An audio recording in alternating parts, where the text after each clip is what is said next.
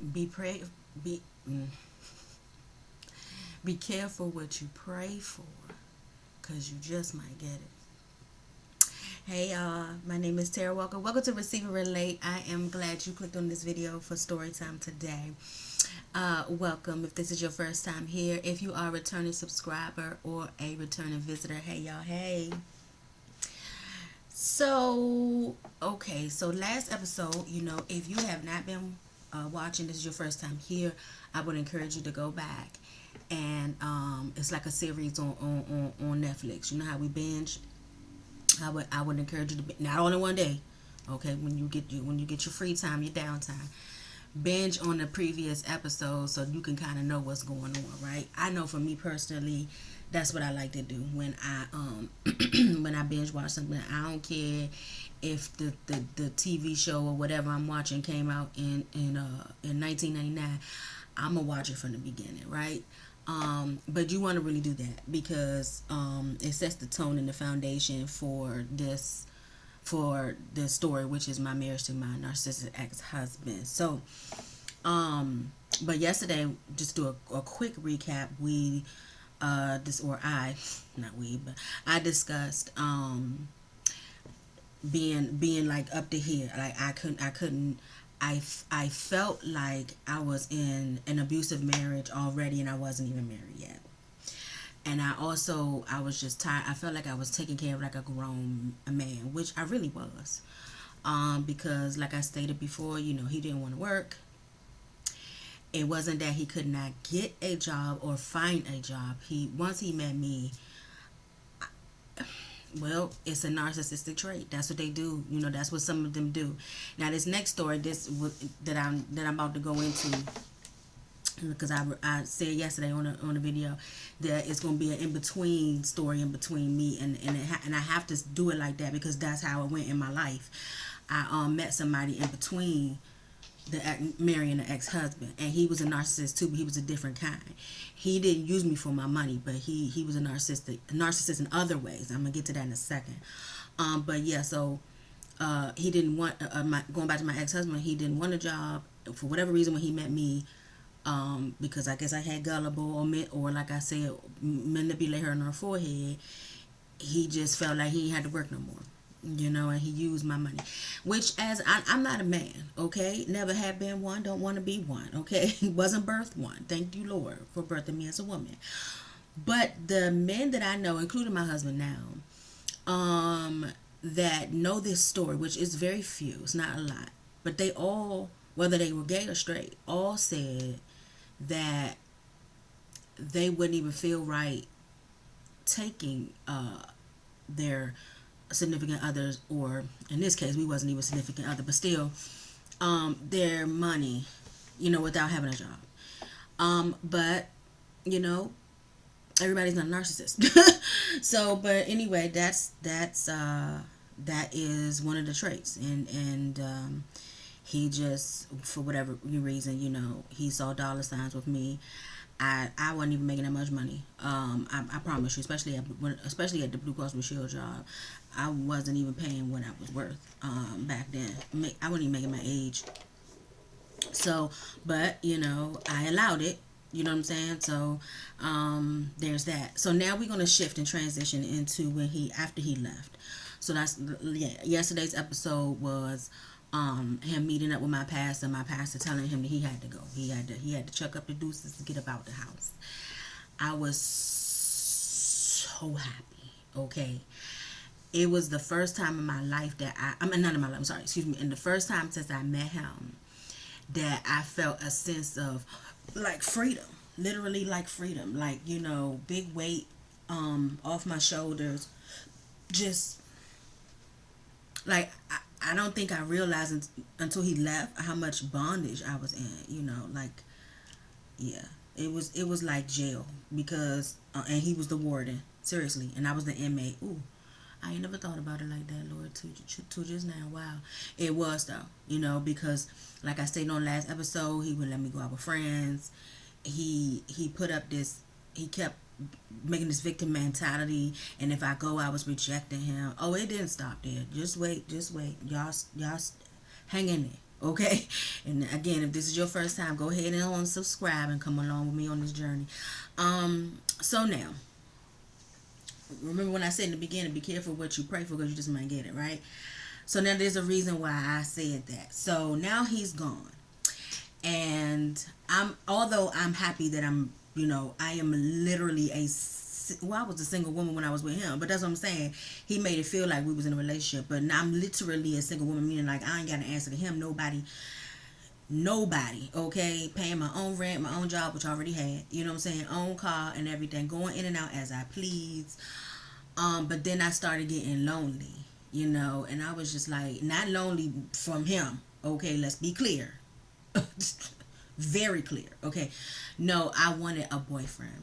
I had it had been years now since I had, oh shoot, so now it's 2005, because if I remember exactly, he moved out in April of 2005. And you know I had met somebody that was younger than me, and we didn't have a relationship, but we like fooled around and stuff, put your thinking cap on. It wasn't any sex, but and stuff like that, but he, I wasn't attracted to him or whatever. So I prayed. So it was just a month later through the summer, and I prayed out loud, right? I'm talking to God, but what y'all gotta understand is, that's why I said be careful what you pray for. So it's not just be careful what you pray for. Pray for. God is always listening, right? But what I mean by that is be careful, like praying out loud. You know what I'm saying? Because the enemy can't hear your thoughts, but he can definitely hear your mouth. Okay? And so, I had this it was like a woe is me type prayer. Like I was crying like, God, you know what I'm saying? I went through all of this where I just want a boyfriend. I just want like a real companion, somebody that really loves me for me and I love them back. And so I'm saying all of this, right? Not knowing that old devil behind was listening too. You understand what I'm saying? Also, you gotta understand, I was not in a repentant state. Like I did, although me and my ex-husband had not had any sex or anything, we did other stuff. You understand what I'm saying? So I hadn't repented. You know what I'm saying? I hadn't asked the Lord to forgive me for what I did. I just, woe is me. I want a boyfriend. I'm lonely. I want a boyfriend. So, I thought God answered my prayer when I met this person, but it wasn't God that answered my prayer. It was Satan. And I'm going to tell you. So remember yesterday, if you have been following along, I said I was going to talk about another relationship that I was in, another narcissistic relationship. This is a different kind. So this goes along. Get my ebook. I'm telling you, I break this down. I break down the different traits, different red flags. So this is another trait. Okay. So now, but I'm gonna tell you how I met him. So how I met him was on this. I don't know if they still have it in that, because I don't watch BET at night anymore, but it was a commercial that used to come on, and it was called the line was called, okay, so this is back in the day, y'all talking about almost 2 decades ago. Okay, so this is 2005. Matter of fact, it is this year. It would be 2 decades ago. My God. Whew, time flies. This is 2025. So this was 2005. Okay. There was something that come on BET, a commercial called Vibe Line. So, in case any of you, I guess, Gen Zs that's old enough to watch this video, whatever, y'all probably don't know nothing about this, because everything y'all been acclimated to is internet. But there was a thing called Vibe Line where you pick up your phone, right? And they would put a number across the screen, and you would pick up your phone, and then you call a number, right? And then you would listen to different, like they had it broken. It was like y'all, what y'all do? What y'all got? Tinder and something called Bumble. Okay, it was like basically some similar to that, but over the phone. And so what on this particular one, they had different ones, but this is the one that I called, right? And so they would have different categories. So you would listen to, saying they would have like what they would say, African American women at in the age of this age, you know what I'm saying? Caucasian women in the age of this age, and then they will also break down body type too. So what I wanted to do to make sure, oh, that's right, I forgot that.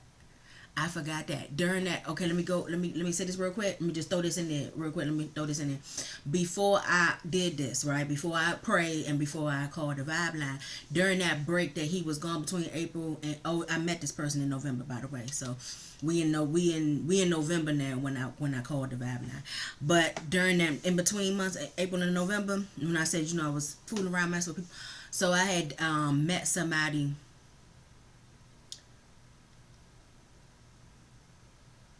I don't know if it was on Vibeline or another one. Cause remember I told you it was they had a couple. I forgot what the other one was called. But I met somebody on blind date, right? And so that's another thing. So on the Vibeline you can't see no profile. They don't know what you look like. They just gotta go by, what I'm saying, what you say, or what I'm saying, or pick the category that they interested in. But I can't remember if I met him on there or not. But child, I made the mistake. I guess I made the mistake and did not click the plus size African American woman. And we met. We was over the phone. It was so fun. We was cool. It was cool and everything. We got together. We met up for the first time. We went on a date. Man, when I tell you that, that Bama iced me out the whole date. Like we went. I forgot if we went somewhere before we went back to my house, but he sat completely on one end of the couch. When I tell you he gave me the entire silent treatment. He was not the same person on the phone. And it didn't take, come on now, like, I'm in my 20s. I'm 26 by now. Like, it don't take a rocket science to figure out that he ain't like me because I was, a little chunky, right? So yeah, so that's why I wanted to throw that in there, because this time I made sure, because I was like, I'm not going to do that again, because yeah, my feelings was hurt, of course it was, but and then you can figure it out when after he left, you call, he would answer the phone every time I called, but when I called, he was getting, and his mother liked me, siblings liked me and everything, but he ain't like me, you know what I'm saying? So I had to just take the L and move on. So I guess I tried it again. That's probably why I went into that prayer like that. I just was like, I want somebody to like me for me, yeah. So now, like I said, so I pressed the correct category, right? And then you would leave like a voice, message, you know what I'm saying? And it had to be quick, nothing long or drawn out that I can remember. And then whoever's calling, you just wait for somebody to listen to hear your voice message, and then they respond or whatever. Well, it didn't take long. Actually, it did not take long. And so I heard this person's voice on the other end. Mind you, okay, this is the first time. Let me throw this in here too. This still has everything to do with the story. This is actually the first time that I am revealing how me and him really met. Because back then it was kind of still taboo, so to speak, to meet somebody online, or at least with me. I was actually embarrassed to admit that. Now, people meet online, get married and stuff like that, or every day. But back then it was very still taboo, and I guess I ain't want nobody think I was like desperate or whatever, or just couldn't find. So we made up this whole, once we met, I'll get to that though, we made up this whole another story how we met. But this is the first time publicly, so if anybody know me and know who I'm talking about, see this, they probably would be like, oh, for real? They could, and then maybe not, you know what I'm saying? Maybe he told his friends the real truth or something, I don't know. Anywho, so we going back. Okay, so I listened to, I got a message, right? I got a chime that I had a response, and I listened, and immediately I liked his voice. He had a very deep voice, right? And I was like, okay, you know what I'm saying, sound nice or whatever. And he picked the right category, so let's see what he's talking about. And then I think that's when you take it upon yourself if you want to exchange actual numbers and get to know each other. And we did. And child, we talked, I'ma say, I called him, or he called me, whoever called her, so I don't know. It had to be, yeah, cause the commercial came on late. So it probably had to be 9, 10 o'clock, you know what I'm saying, in the evening around that time. When I kid you not, if I'm lying, may God strike me dead. We talked, laughed, giggled about everything from the time we got on the phone to like 2 something in the morning. And the only reason why we got off is because he kept begging to come see me. He kept begging to come see me. And you know, at first I wasn't cause I just met the Bama. You know what I'm saying? I'm sorry, I was reading something. I was making sure I'm staying on it because you know I told you I read off my outline so I make sure I don't miss anything. Um yeah, so we yeah, so we talked all that time. We talked about everything had so much in common. We liked the same TV shows. When we found out too, we our birthdays was 3 days apart but different years. He was born a year after me, same month. And so we just talked about everything, you know, asked me where I lived and stuff like that. And so, like I said, the conversation was going so good. But this is what I know what happened. He wanted to really see me and make sure that the cute face matched with the cute voice. And I get it. You know what I'm saying? I get it. I get it. Because you don't want to get, you know what I'm saying, be so cool with somebody and then you know like what happened with me the other person, right? And then you see them and then you don't like what you see. So he kept asking. I was just like, okay, fine, all right, come on, because I knew what it was, and I actually was curious about him too. So I mean, you could describe somebody on the phone all day long, but it don't matter if you still not attracted to him when you see him. You know, we like who we like. And so I said, all right, come on. And so I know he came over probably about 2:33. It was late, right? I think I even had. Did I have to get up and go to work the next day? I don't remember. Um, yeah. And so he got there. He knocked on the door and I answered the door. And I'm gonna leave you with that. I know y'all want to punch me through the screen. It's okay. I'm coming back. You know what I'm saying? I'm trying not to make these episodes too long. So just come on back to the next one and I'll tell you and I continue there. If you are enjoying, please like, share, and subscribe. Cause seriously though, on a serious note though, I'm doing this not to just run my mouth and tell my business. I'm doing this because it needs to be told. People have been so many of us, women and men, have been manipulated and just taking advantage of this narcissistic spirit, and it's and people out there need the help. And God told me to tell it. I'm in the business of doing what God tells me to do. You may not believe that. You may be like, God ain't tell her to. You ain't got to believe me, okay? You ain't got to believe me. I'm not here to persuade you to believe me. I'm just letting you know that I'm a woman of God and I'm obedient to the Lord, what he tells me to do. And like I said before, this story could have came out. I could have did this years ago, long time ago, but it wasn't time yet. God said the time is now. So that's why it's coming out now. So anyway, again, like, share, and subscribe. If you can relate to anything I said in this episode, hit me in the comments and let me know. Remember, people receive when they can relate. I love you, but know that God loves you more. Come back for the next one. Bye.